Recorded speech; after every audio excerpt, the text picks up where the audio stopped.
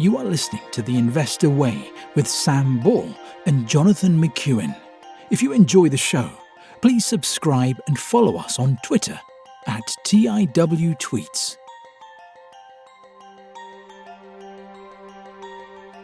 Hello, welcome to The Investor Way with me, Sam Ball, and my co-host John McEwen.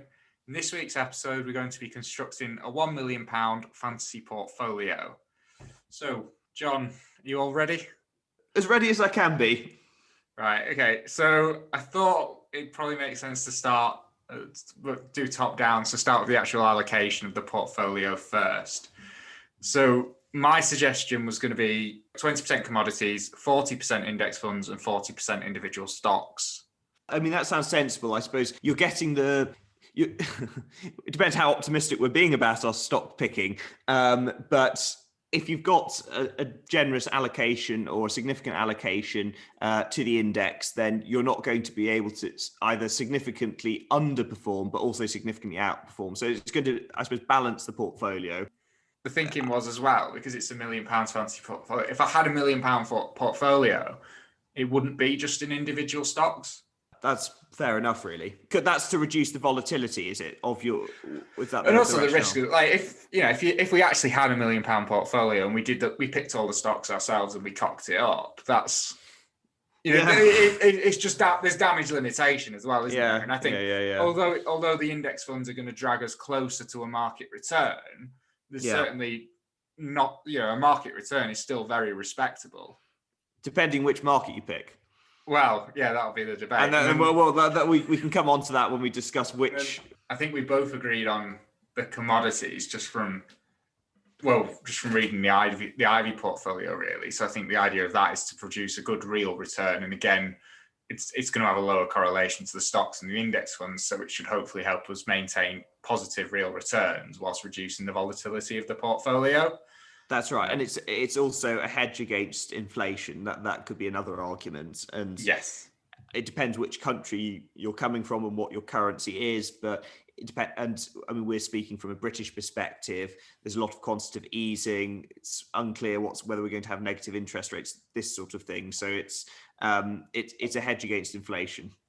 Okay, so should we start with the 20% commodities? Yeah. My suggestion for that was going to be 2.5% Bitcoin, 17.5% Bloomberg Commodities Index. Okay. I mean, I think that's very reasonable. At the moment, Bitcoin isn't included in the commodities index. So I think it's probably very reasonable to have, 2.5% in Bitcoin. I mean, do you want to talk a bit about that, Sam? Why you would allocate some of the portfolio? I mean, we did touch on it in the last episode about Bitcoin and the arguments for it being part of your portfolio. Yeah, so it's just view it as a commodity, really, a digital gold. And like you say, it's not included in the commodities index at the minute. And it is an asset that I think I certainly want exposure to in the portfolio.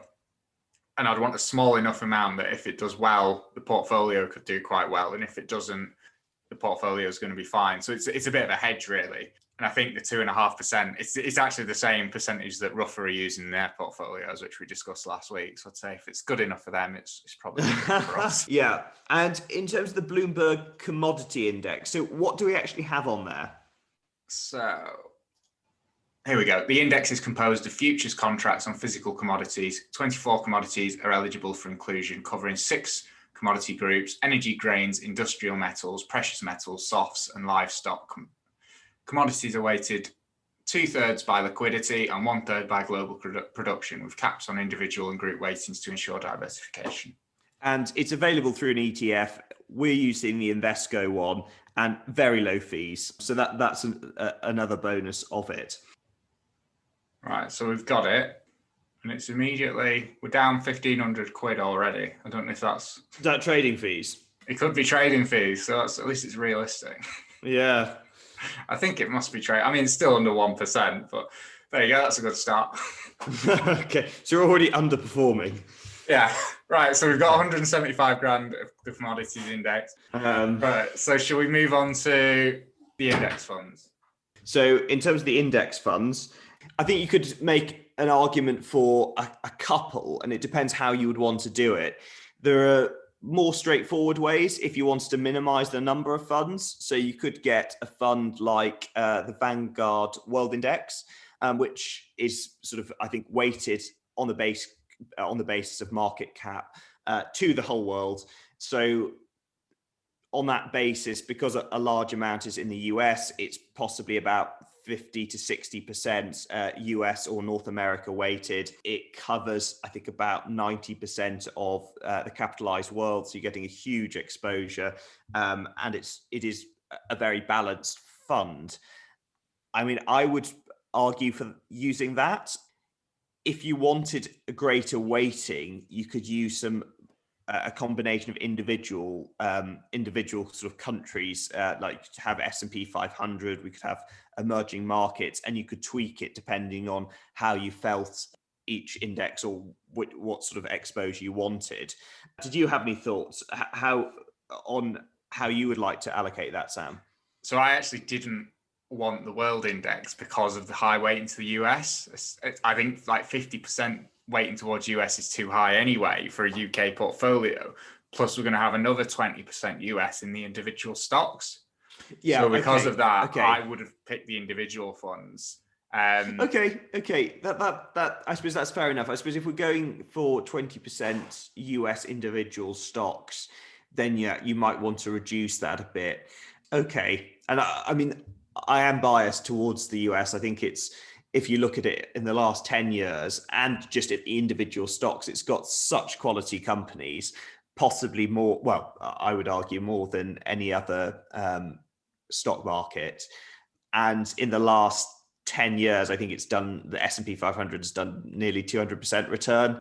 The Nikkei is the second best performing. And I think that's maybe in the sort of 170%. And the UK is down at under 10% in the last 10 years, or the FTSE 100. I wasn't planning on having any UK on any US in the index, but it sounds like you do. It depends how confident you are in your US picks in the individual stocks, I suppose. That is what it comes down to. I think I'd be happy to have a small weighting towards US if we want to. Maybe if we just agree on the index funds we want, and then I don't know what the easiest way to do it. Divide by the number of funds, the 400,000. Okay, so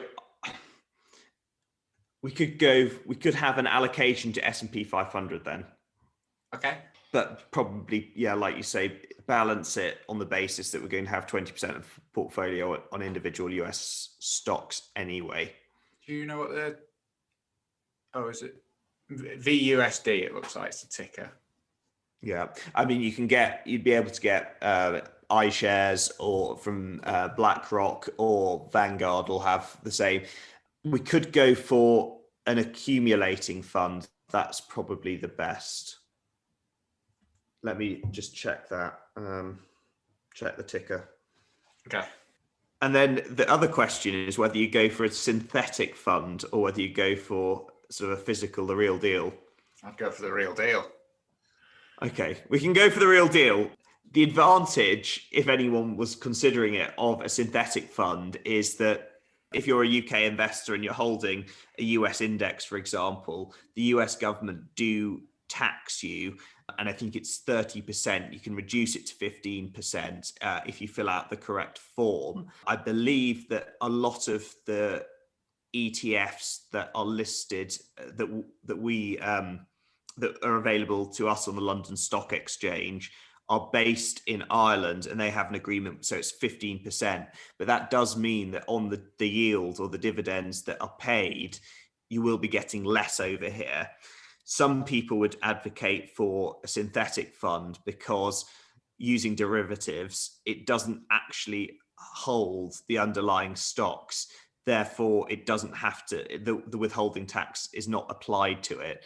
But I suppose in times of extreme volatility,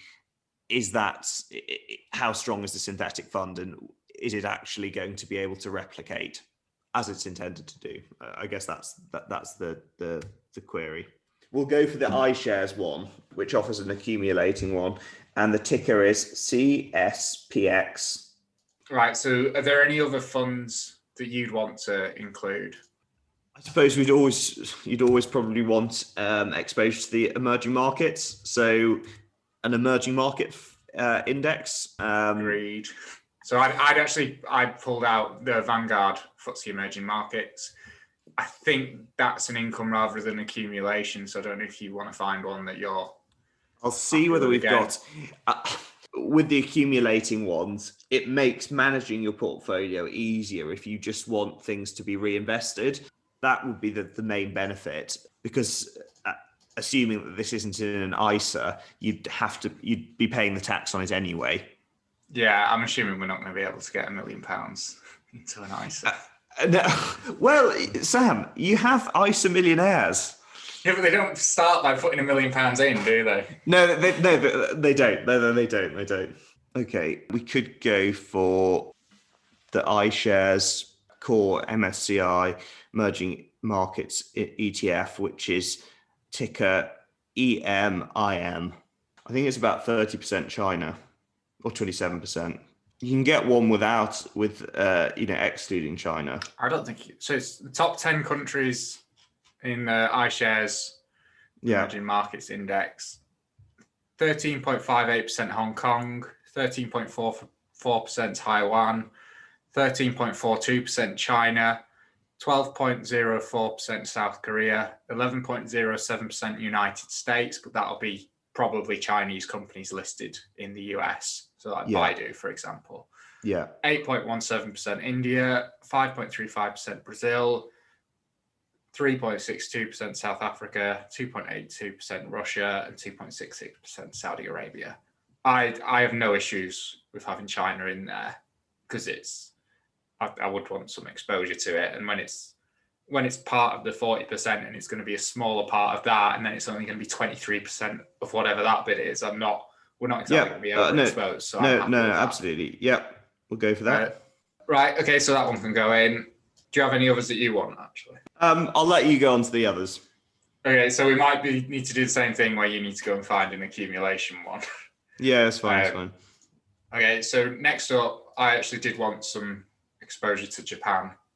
Okay. So the one I had was the Vanguard Japan ETF, but that, again, all mine are income, so we'll have to find another accumulation. I mean, it's not critical because we may as well be consistent. Yeah. I don't know if there's a way to set this portfolio to reinvest the dividends. So it makes it easier in 6 months, a year's time, because we don't want to come back. We've just got this pile of cash and we can't split it up. I mean, we're going to have that with the dividends from the companies, but I think we want to minimize it. So SUJP. Okay. Yeah, that looks right. So iShares Japan. Okay. So next, I wanted Asia Pacific, excluding Japan. Okay. We could just use the Vanguard one. Looks like they've only got one fund. Oh, we'll just use that. Right, we'll keep VA. So the ticker's VAPX. And it's Vanguard Developed Asia Pacific, excluding Japan. Top 10 countries in there: 37% Australia, 31% South Korea, 17.5% Hong Kong, and 6.5% Singapore, and then 2% New Zealand. And there's a few other tiny ones. Right, okay, so that one's staying. And then my last one, I don't know if we want to try and find an accumulation one, but it's a Vanguard FTSE Developed Europe, excluding the UK fund. Probably what you have may well be an accumulating one. Well, I've got VERG. Oh yeah, VRG. Yeah, that is. It is. It's accumulating. Yeah.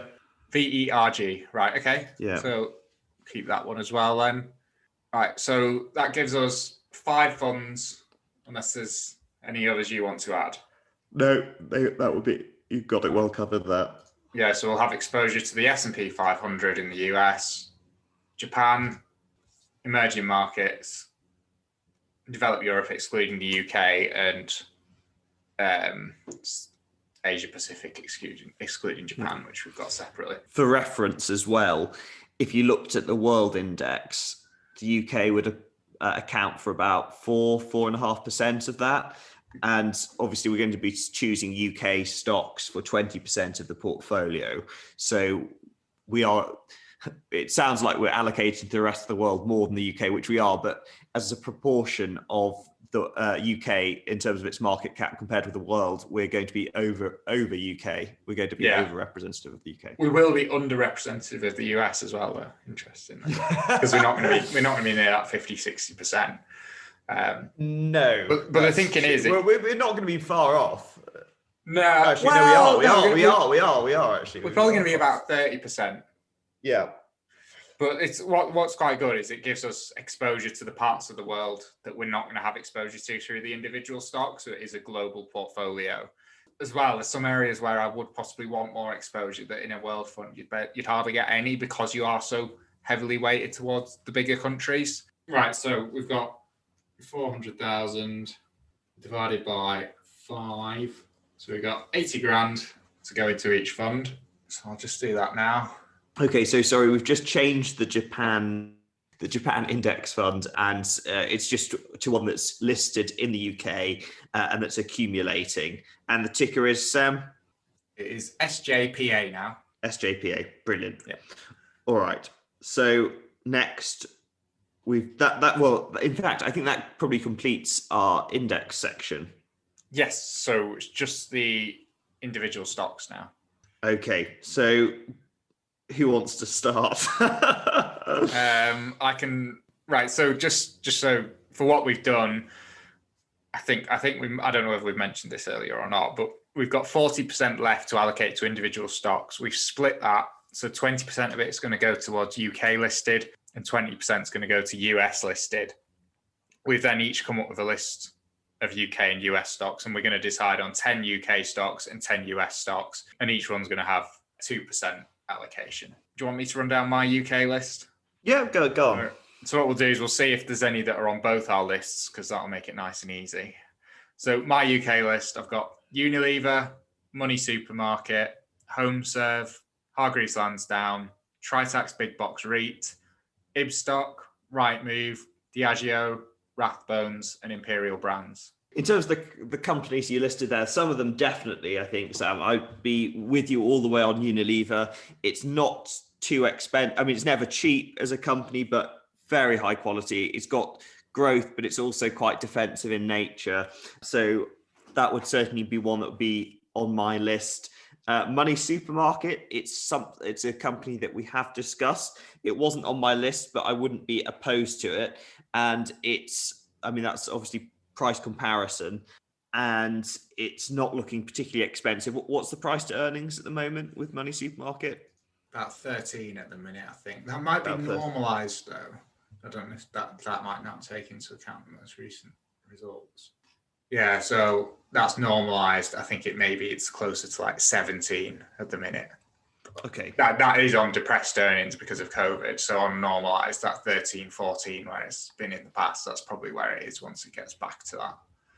That's right. And I suppose in the current context with the vaccine and the UK now having a trade deal with the EU, you could argue that it could be looking more positive for 2021 and some more certainty.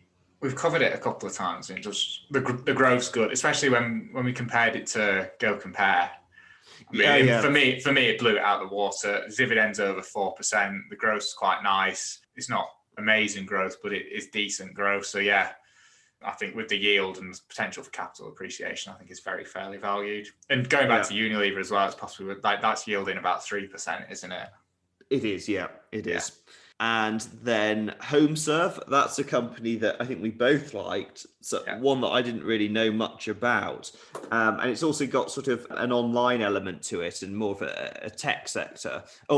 Tech play on it. Do you want to talk a little bit about that, Sam? It's like the home boiler repairs. That's the core of the business. But then they've also got what's called the Home Experts division. So that's like, it's almost like an Uber for tradesmen, and they've got all these like price comparison sites, and they've got them in a number of countries. So they've got one in Italy as well. But at the minute, they're not really contributing anything to the bottom line, but that's expected to change in 2021. And what we quite like about it is that even if that home expert side of the business doesn't take off in the way that we're hoping it will do, the core business is still a very good business. It's got a PE ratio of about 25. The dividend yield's just over 2%. And even if the home expert side doesn't work, we think we're quite happy holding the core business. So then we've got, you mentioned Hargreaves Lansdown. So that's an online stockbroking platform, the biggest online stockbroker in the UK. And again, that's one that's come up. I think it's one that we both like. What were your reasons for popping that on the list, Sam? Yes, it's the market leader in what is still a growing market. I think it's a quality business. The dividend yield's over 2% now. It's at a normalized PE ratio of about 26, and that's for a company that's grown revenue from 388 million in 2016 to 550 million in 2020, and has grown earnings from 37p a share to 66p a share in that same time period. So when you look at how it's growing, it's now got quite a nice dividend yield. It's the market leader. To me, it looks quite cheap for the amount I'd still expect it to grow, because it is still in a growing market, and it's probably likely to continue taking market share off the more traditional money managers and stuff like that, because it is a very good platform. That's right. I suppose another similar company to that would be AJ Bell, which is, I suppose, a smaller competitor and is growing, I think, a little bit. It's a bit more pricey, but then again, I suppose it's trying to perhaps grow market share a bit more aggressively. Well, we did look at AJ Bell, and the numbers were very respectable. Yeah. I'd prefer the safety of having the market leader when the market leader looks like such a good company anyway. Yeah, no, that's true. Okay, and then you've got Tritax Big Box REIT. So was that suggesting really just to have some sort of income play as part of the portfolio, or as part of the UK portfolio? Yeah, so the dividend yield, I think it's about 4% now. I don't think you've got huge prospects of capital growth, but it's very, very secure. So what they do is they let out the massive big distribution centres. They build them like near motorways and stuff like that, and then they let them out to companies like Amazon. So it's very, very, it's not like a traditional REIT where it's in danger. It's a REIT that's, if anything, COVID's helped it, because more and more companies are switching to this online model. There's going to be more demand for distribution centres, and there aren't that many of them. So yeah, I just think it's a quality business, and there's probably not going to be a huge amount of capital appreciation, but I think it is very low risk and a very respectable dividend. Yeah, I mean, I had a similar company on my list, which was Segro, and that was, I suppose, the same argument might be made for Segro. That's a company that, is again sort of warehouse based, and it's possibly slightly bigger. It's got a market cap of 11.3 billion, and its price to earnings about 15. But that has performed very well over the last couple of years on the back of the growth in the online e-commerce, Amazon. So I wouldn't be opposed to having either of those companies, to be quite honest. Do you have a preference? I suppose if you were to make the argument of the market leader, so Segro would probably be the bigger company and the market leader in it. What's the ticker for Segro? It's SGRO. Okay, go with that one. I mean, its share price growth in the last 5 years has been very impressive. It's been about 131%, and that's excluding dividends. What's the yield? So yeah, it's about 2.2%. So lower than Tritax. Yeah, it is less of an income. Oh right, is it not a REIT then? No, it's a company. It's yeah. Okay. So Ibstock, what is Ibstock? It is a brick maker. Okay. And I mean, I did sort of factor in having a house builder on the list. I hadn't thought so much about the brick maker, although I suspect they probably move in sympathy with one another on the market. They do, but a house builder will be affected by house prices, whereas a brick maker is only really going to be affected by the volume of houses sold. Okay. So it's a bit safer, I'd say. It's a bit safer, but okay. what do you think of the house? I suppose just more generally, what do you think of the house building sector? And I suppose you could have the brick makers, further up the line as well, in terms of going into our portfolio 2021. I don't know about 2021, but long term, we do have an undersupply of housing. So, and from the brickmaker's perspective, we can only produce about 80% of our bricks. We have to import 20%, which isn't very good at all because bricks are cheap and they're heavy. So they're not really something you want to be importing. So really, as many bricks as Ibstock can make profitably, they're going to sell. In terms of the long term for the housing market, I just think we've got an undersupply. So whatever happens in the short term with like whatever policies such as Help to Buy and stuff, in the long term, I would still expect house builders and brick makers on the back of that to do quite well. Yeah. In the sort of short term, we've got now more certainty after the Brexit deal was announced, and also again coming back to it, but the UK has been sort of devastated, but as a lot of the world has been, by coronavirus and by the lockdowns. We're currently in almost a national lockdown now.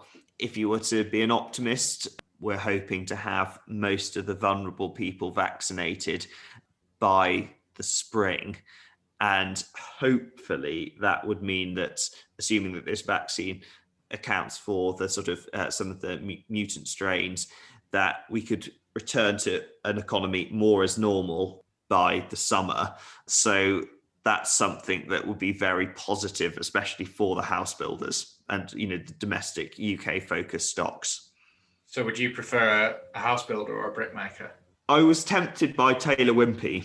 We did discuss it back a few weeks ago, and that they'd been quite aggressive during the lockdown. They had done a capital raise and they'd bought up land at the depressed prices, which, looking at it now, may have been, assuming we've got more of a recovery on the way, may have been quite a shrewd move. So I would be quite keen to have Taylor Wimpey on the list.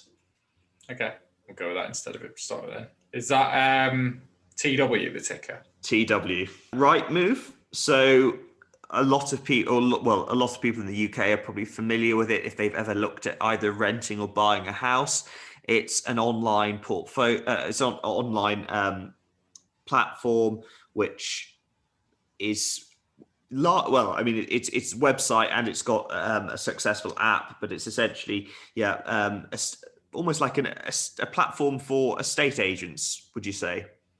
Yeah, I think so. Yeah, so it's just a platform for listing houses. So it's for a lot of people, I think it's the first place you go to now, isn't it? The name is synonymous with it, really. So that's where people go to look, and estate agents have to pay quite large fees to put the properties on. But if you want exposure and you want the property to sell, that's where the buyers and the renters are looking. Yeah, I mean, what I like about it is it's basically a legal monopoly. I mean, you've got Zoopla as well, but it's Rightmove. I can't remember whether it's got an 80 or an 85% market share, but it's so high that it's basically a monopoly, really. Yeah, that's right. And it's a monopoly that doesn't look like it's going to be, or at the moment at least, subject to that much regulation. So it's sort of can continue and make the profits almost as a monopoly as well. Yeah. What are your thoughts on Rightmove? I like Rightmove.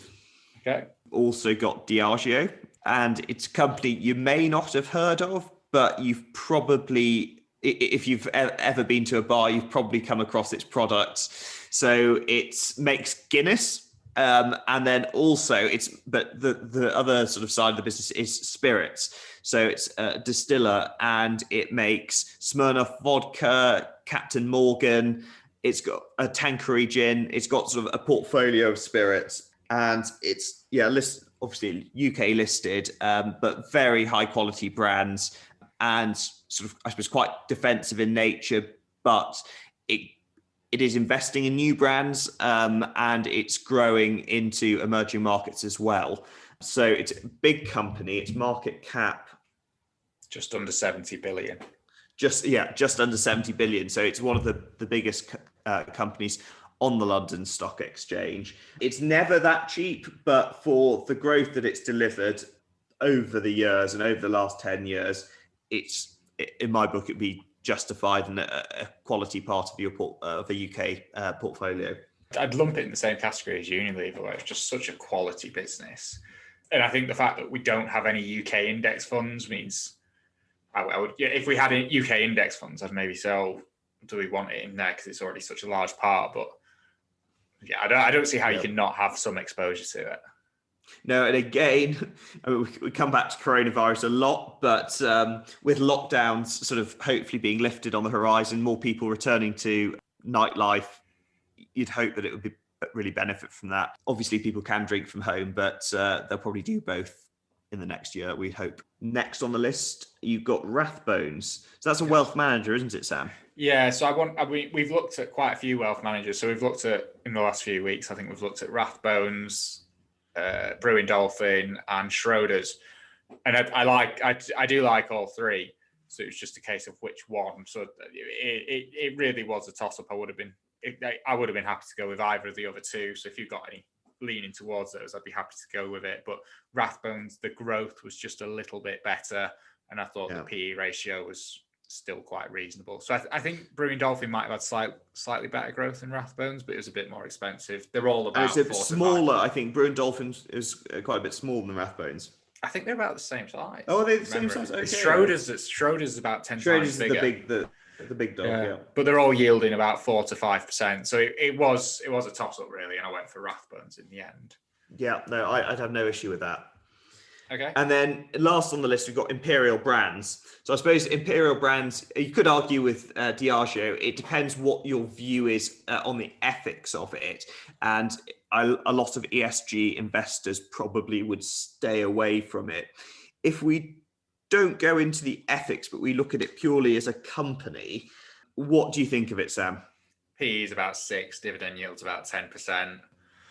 If you look at it, if the company survives 6 or 7 years, you've got your money back on an earnings basis, and most of that would have been distributed to you through dividends. So it's just at such a depressed price where I think it's still possible, but it's hard to lose on it over the long term. Unless there's some massive regulatory thing that we've not anticipated, or some massive acceleration in people stopping smoking. But I don't anticipate either of those. Because I suppose the UK proportionately has quite a big allocation or big part of the FTSE invested in tobacco. So there's British American tobacco and there's Imperial tobacco. Imperial tobacco, or Imperial Brands, is the smaller of the two. I believe it's more UK focused in that more of the brands, they're less international. They're more sort of your Lambert and Butlers, I think. It's Bristol based and has been for a couple of 100 years. And like you say, it's incredibly cheap on the accounting basis at the moment. Depends what your views are on, well, aside from the ethics, but when people are going to stop smoking. But in the meantime, they've got an addictive product and they're able to raise the prices if there are increased taxes. And they're a company that I suppose is very familiar with regulation and the change of regulation.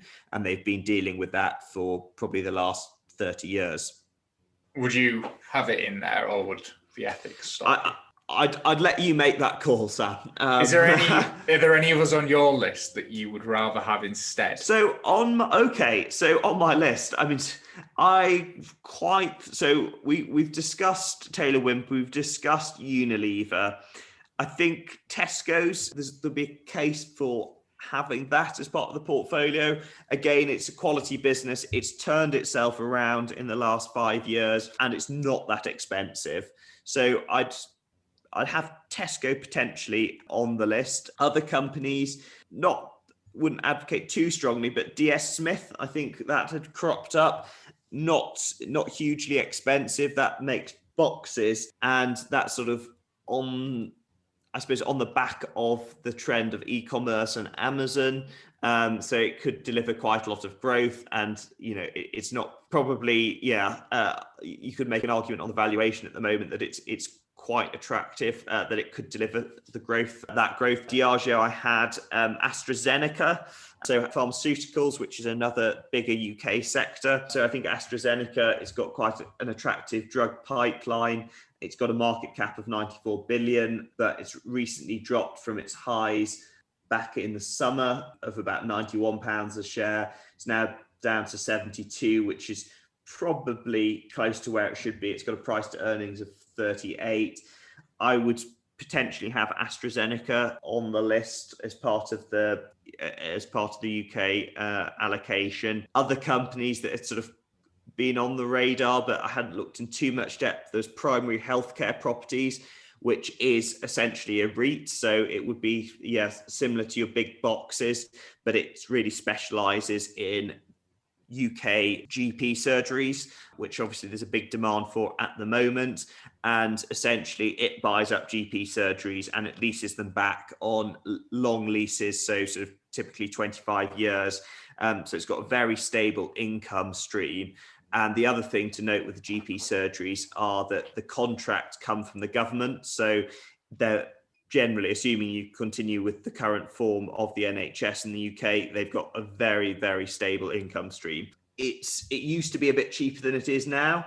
And it used to sort of yield, a few years ago, sort of 6%, but the share price has grown. So it's now probably about a 3 to 4% yield rather than, the really juicy yield that it had before. But I think that company is, as an income play, is probably quite attractive. There's Experian, which is a credit rating agency, which has been delivering a lot of strong growth. It's the UK's leader. I'll just check its market cap. So its market cap is about 25 billion, and it's been delivering really strong growth over the last few years. And I suppose it's essentially trading in data. So that would be a possibility, but I would probably advocate for having AstraZeneca on. Imperial Brands, I mean, it's on paper, it looks like a really strong company. It was a toss-up for me between Imperial Brands and Tesco.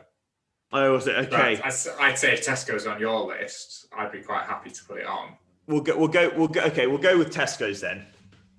Are there any of your other ones that you'd strongly want on? Because we can. We've still got 7 of my original list, and I appreciate there was a bit of overlap, but you've probably got. Okay. You could probably push for another of yours if you want to kick one I would probably push for AstraZeneca, I think. Who are you kicking off? Who are we kicking off? So are we up? We're at 10. We're up to 9 now. Well, we're up to 10. Okay. Do you want me to run through? Just recap. Yeah. So we've got Unilever, Money Supermarket, HomeServe, Hargreaves Lansdown, Segro, Taylor Wimpey, Rightmove, Diageo, Rathbones, and Tesco. Oh, that's a difficult one. I'd maybe kick off Rathbones, but because we've got HL. I'm happy with that. Right, so are we putting AstraZeneca on? Yeah, we're putting AstraZeneca on. Okay. We've got our UK one sorted, so I'll just run through it one final time. So we've got Unilever, Money Supermarket, HomeServe, Hargreaves Lansdown, Segro, Taylor Wimpey, Rightmove, Diageo, AstraZeneca, and Tesco. We're going to be throwing 20 grand at each of those. Right, so those are now added to the portfolio. So we've just got our US stocks to pick. Okay, so should I kick off, Sam? Yeah, if you want. So my top US pick would probably be Disney. So Disney, I suppose you don't really need that much explanation. I think everybody's heard of it, but it's had a few exciting developments. So obviously 2020 was a bad news for the park side of the business, with COVID, social distancing, and having to close the parks. But one of the exciting new developments was Disney Plus, which had been a long time in the making. And it's essentially like the Netflix for Disney. They've put the back catalogue online and they've started creating some new shows which will just go directly to their online streaming service. Yeah, so it's got, obviously it's got the sort of the Disney cartoons and films, but it's also got Pixar. and it's got Star Wars and Marvel. So Mandalorian was part of the Star Wars series, and that's their first major show that they've launched, which has been very successful. They're already over 70 million subscribers in the first year, and it looks like a lot of growth could continue. Also, they've got ESPN, which is sort of delivering live sports in the US, and the park side of the business, we would hope in 2021 would return as well. So it's a company that I would be happy to hold in the very long term with the strength of the brands and the strength of the business. And it's actually a company that I bought this year. I also have Disney on my list. We've talked about it a couple of times already, so I won't go too much into it. But I think on its own, without Disney Plus, it is a fantastic company. It's a company that it goes in with the Unilevers and the Diageos, where you can just buy it and forget about it, and it's a quality business. I think it's not cheap. Forgetting Disney Plus, it's not cheap, but I'd possibly still pay up for it. So then when you throw in Disney Plus with 80 million subscribers in the first year, they're targeting, I think, 240 million by 2024. If you look at what that could add to the bottom line, I think it is very, very reasonably priced. And I think it's just a fantastic business. So yeah, I'm happy to have that in there. Happy to have Disney. Okay. What would your next pick be? I had Berkshire Hathaway on my list. Okay. And do you want to, for anybody who doesn't know, do you want to explain a bit about Berkshire? Yeah, so Berkshire Hathaway started life as a textile business, and then in 1965, it was taken over by one of its shareholders, Warren Buffett. I won't go into the massive details, but he's basically used Berkshire Hathaway as a vehicle for all his investing for the next, whatever it is, 50 years. He's built it up into just a phenomenal business. It's got a large portfolio of equity, so about 20% of the market cap's actually Apple. It's got about 70 businesses which are owned entirely by Berkshire Hathaway. So, for example, Geico, which is the second biggest insurer in the US, it's got a huge insurance and reinsurance business. It owns an entire railroad. It's possibly, in my opinion, the most well put together business ever assembled for a conglomerate. It's just absolute, the stuff that's in it, and it is trading very, very reasonably. I think it's just an unbelievable company. It's managed by the best capital allocator of all time. Admitted he's 90 years old, so he's not going to be around forever. But does that put you off? No, it's set up so well. It's not going to do as well in the future as it's done in the past when Warren's gone, but that's not to be expected anyway. It's obviously not going to carry on compounding at 20% a year because it's just too big now. It's probably going to move along with the S&P, but it's I can't imagine it doing that much better than the S&P, but I think it's much higher quality. I don't think there is some quality in the S&P, but there's also a lot of stuff that isn't as good. Whereas with Berkshire Hathaway, it's just absolutely quality. I mean, if I had to hold one stock for the rest of my life, it'd be Berkshire Hathaway without any second thought. It's just such a good business, and even though it probably won't do as well without Warren, those businesses that are wholly owned, I mean, he has no involvement with the management of the businesses. They will do fine without him. Where it'll struggle is the allocation of cash, but it started repurchasing shares anyway. It could pay out a dividend. There's lots of ways to allocate the capital without having the world's best stock picker, although that is obviously a plus. Yeah, and it's got a market cap of over half a trillion. 500 billion, yeah. Yeah, no. Are you happy with Berkshire? Yeah, I'm very, very, very happy with it. One that I was wondering about was something that Warren Buffett has bought and has been part of the Berkshire portfolio, which is Kraft Heinz. Did you have any thoughts on Kraft Heinz? It's not made it onto my list. Okay, so I suppose you could make the argument for it being quite a defensive company. I mean, the sort of brands that it owns are things like from Oreo to Heinz ketchup, baked beans. It's got a very strong portfolio of brands. It had a sort of unsuccessful merger between Kraft and Heinz in the last couple of years.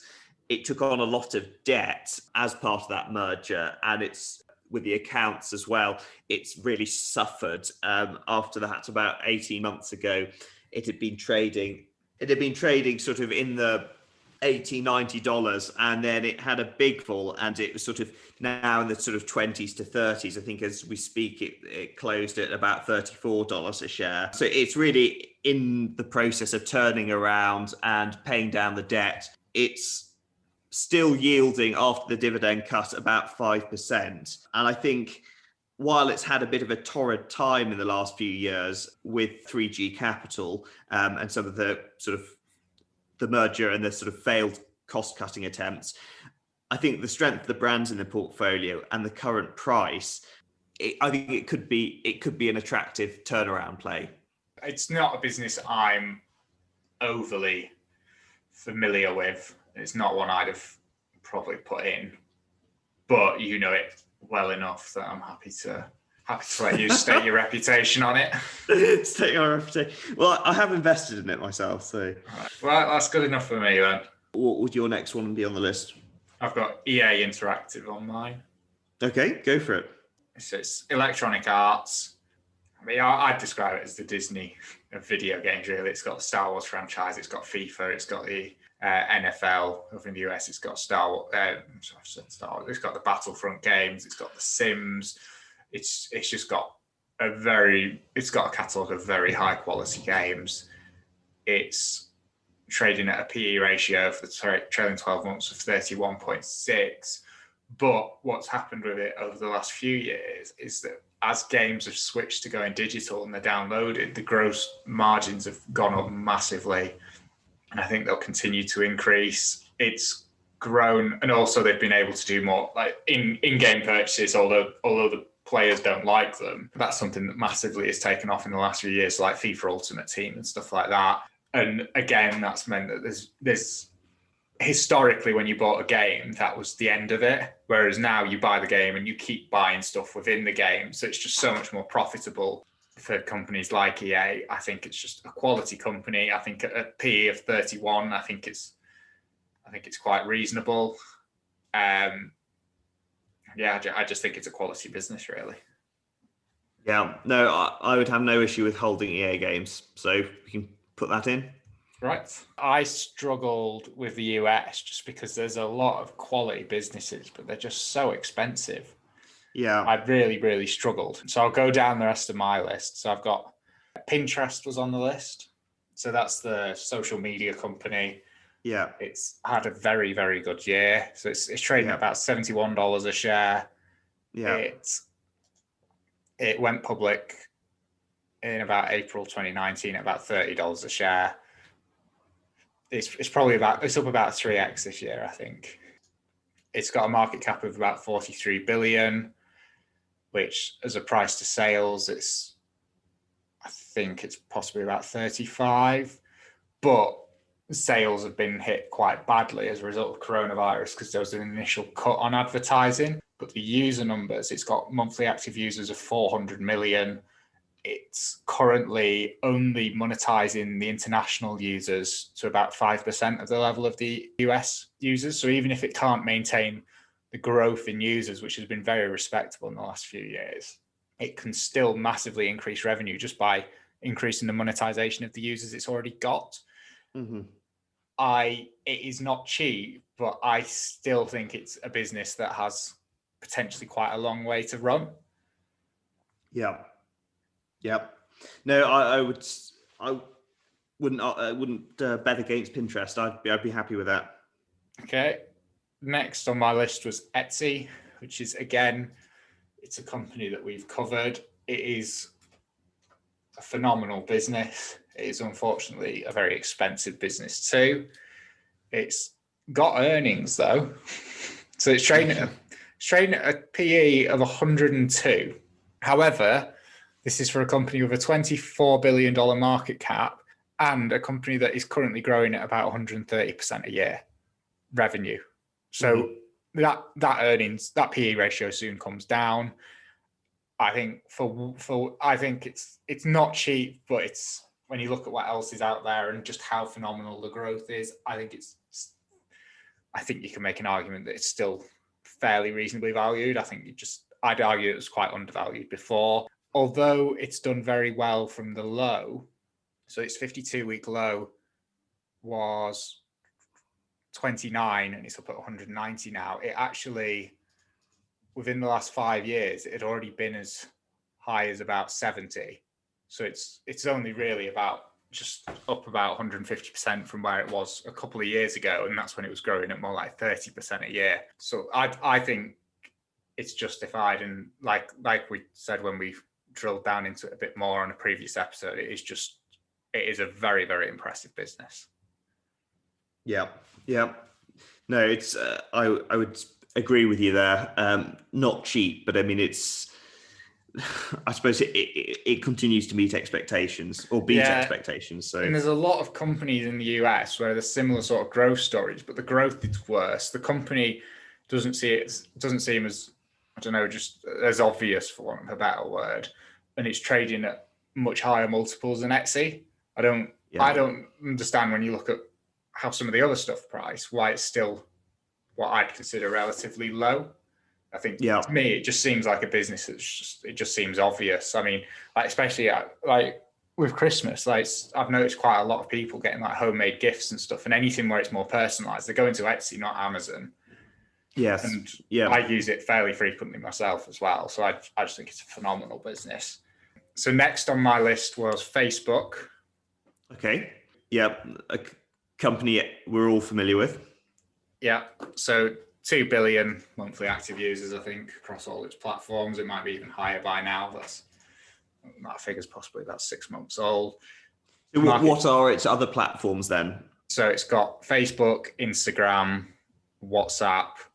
Mm-hmm. It's got something else as well, isn't it? I don't know if it's Messenger. I don't know if that counts as a separate one. It used to be part of Facebook. Well, it used to be part of Facebook. They make you have a separate app now, don't they? It's now a separate. Yeah. So it's another platform for giving you adverts, and they've also got Oculus, which is the VR gaming headset thing. But it's only trading at a PE of just over 30. So in terms of US tech, that's not a lot. No, and the growth is slowing, but compared to where it was 5 years ago, it's still trailing 12-month revenue. It's about $73 billion, and that's compared to 27 billion 5 years ago. The growth is slowing, but it's still growing. And I think if there's anything to be learned from Google, it's that a company the size of Facebook could still grow at 10 or 15% a year for the next 5 or 10 years. And if it can do that, given how much of that cost will increase as it does more to like combat like fake news and stuff. But I think given how much of that extra revenue is going to go straight to profit, I think a price to earnings of 30 is very reasonable. And I think the reason it's so depressed is probably because people are concerned about it being broken up. But to be honest, I think that'd probably be quite a good thing. Because I think if Instagram and Facebook and WhatsApp and Oculus were all valued as separate companies and it was broken up, I think they'd be worth more than the 760 billion that Facebook's worth today. I think you could make an argument for Instagram being worth 300 or 400 billion just on its own. Yeah, I know. I don't think that's an unreasonable point to make. I think that's it could be the sum of the parts. Yeah. All right. So Facebook on the list. So next up is a company called AlterX. It's I don't know if it's a company you're familiar with at all, John. It's not actually. No, tell me about it. So it's a data analytics platform. It's probably the way to describe it in one sentence. Okay. So it's one of these software as a service companies that are all the rage. It's trading at a price to sales of about 20, which is, whilst traditionally quite expensive, it's quite cheap compared to a lot of the other software as a service companies. So the reason the price to sales is so low is because the growth has been slowing. So its trailing 12-month revenue was 491 million compared to 85 million 5 years ago. However, in the year end 31 December 19, trailing 12, the revenue was only 417 million. So it's dropped to about 25% growth a year. However, that does include the pandemic where it did slow quite considerably and now it's picking up. So it's a bet on the growth. I think it can get back to growing to about, it's not going to be growing. I mean, there's some years where it's doubled and it's probably not going to be going back to 100% growth, but I think it can get back to 30 or 40% growth a year. And if it does that, I think it's quite cheap. It's maybe not, its market cap's 8.5 billion. If a lot of other US stocks more reasonably valued. It's possibly not a company I would have picked, but in light of how expensive everything else is, I think it looks quite reasonable if they can get the growth rates back to what they were a year or two ago. Yeah, so we'll have that as well. How many more left? Just one. Okay, one. And then there's a discussion to be had about number 10, because I could only come up with 8, and then we've added Kraft Heinz. Have we? Oh yeah, we have. Yeah. So the next one is a company called Ozon. Again, something I haven't heard of. No. So Ozon is the Amazon of Russia. Okay, wow. So how does it compare with the Amazon of America, Amazon? Well, so its market cap's a lot smaller. It's about 7.5 billion. It only IPO'd about a month ago. Yeah. It's at a price to sales of under 10, which is, I think, the main risk is the fact that it's Russian. It's also quite a fragmented market in Russia, and it's not at the minute the market leader. However, the 3 largest platforms, I think they make up less than like 25% of the market anyway. So that's not really a concern. I think the gross margins are about 30%, which that's about the same as C Limited, which we looked at fairly recently, but it's lower than Mercado Libre's 50%. But I guess that's because Mercado Libre's includes its Mercado Pago or Pago platform, which is basically like the PayPal of Latin America. The growth is impressive. Revenues 876 million in the past 12 months. That's up from about 600 million in the year ended 31 December 19 and 370 million year ended 31 December 2018. So it's growing quickly. I think the valuation is quite reasonable. It's at price sales. It looks like it's price sales for 2020 of about 7 or 8. The internet penetration in Russia is not as high as it is in the West. And again, it's one where there's other companies I'd possibly like to add, but they're too expensive. And I think because this is a Russian company, it's not being valued as highly.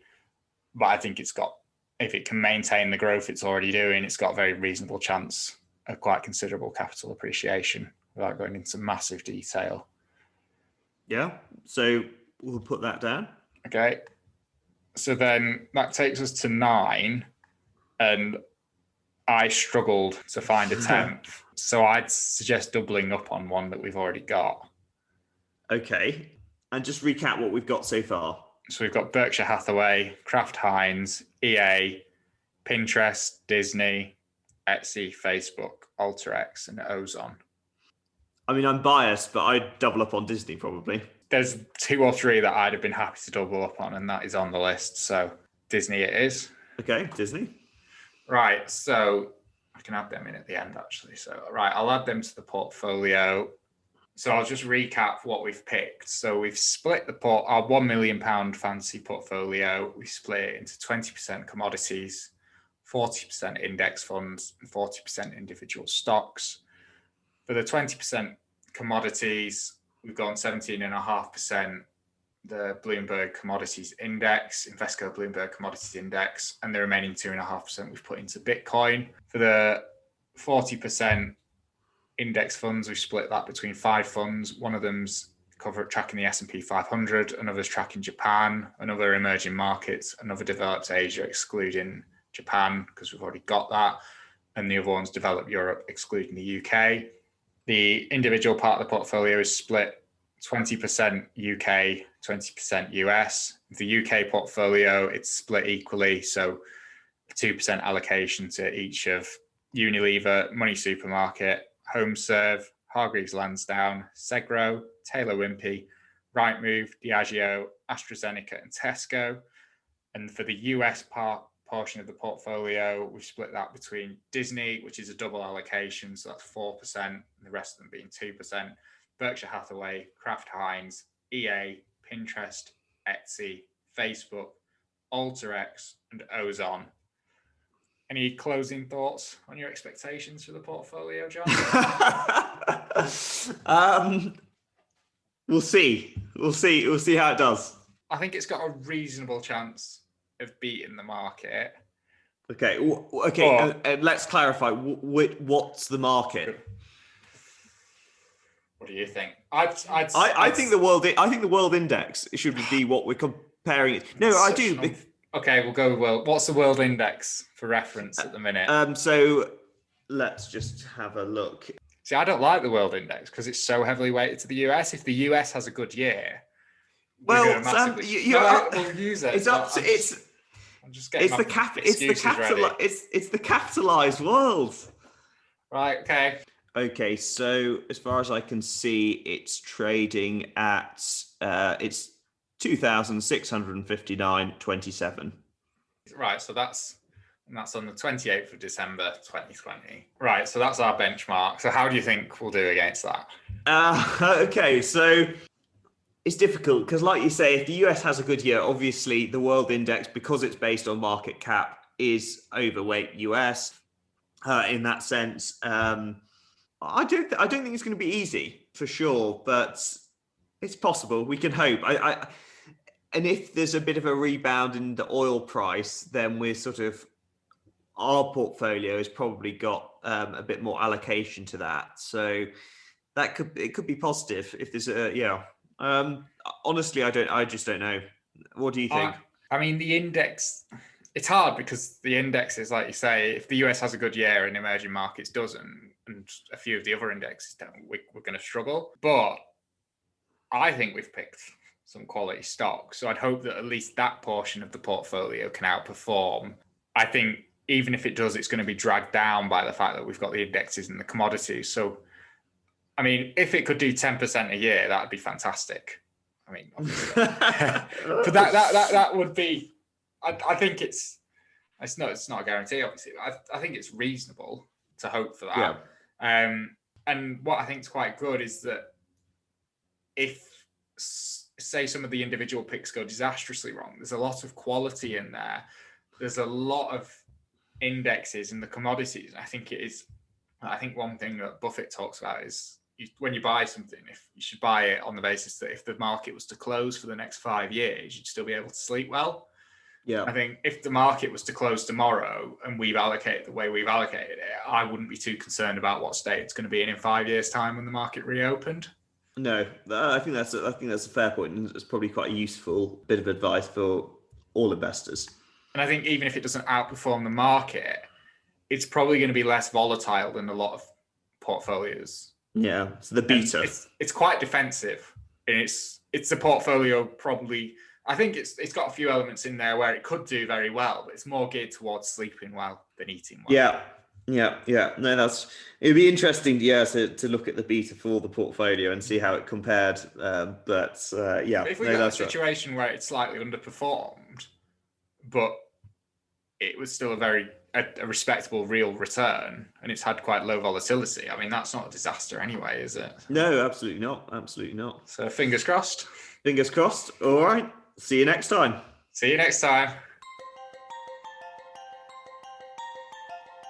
Thank you for listening to The Investor Way.